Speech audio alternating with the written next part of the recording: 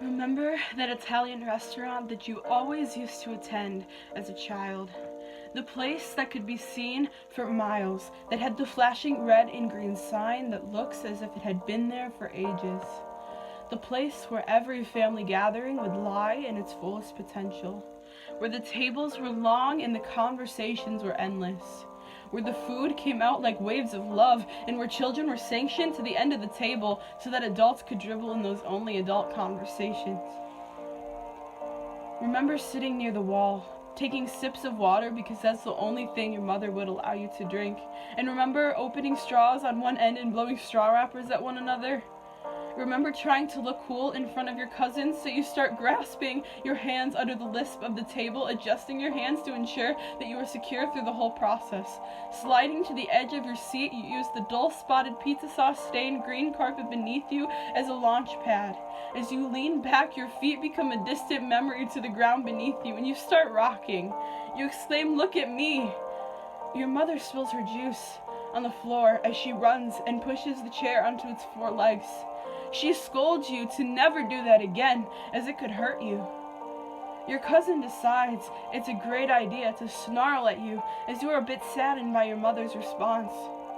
In an attempt to combat the embarrassment your mother had just caused, you try to fix this by any means possible. As your mother runs to the bathroom, you decide it's the ample time to do this again, except this time you think it would be fun to swing back and forth in a chair. Hee hee, look at me, you say.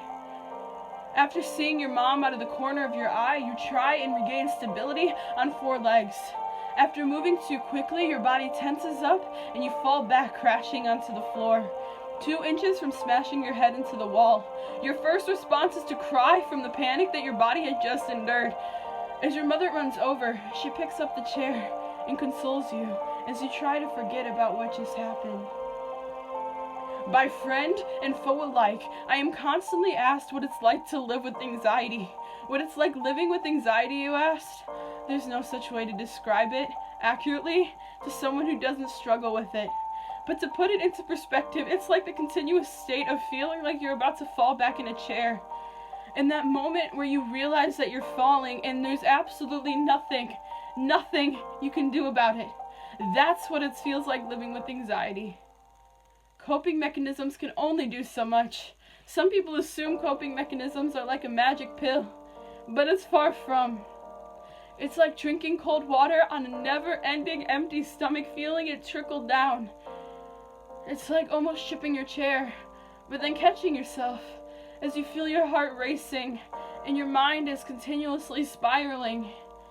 Anxiety is like bouncing your knee to the pulsing of your ever-resounding heartbeat that pierces your mind like a ticking time bomb. It's like realizing you're triggered in public and trying not to freak out in fear of judgment.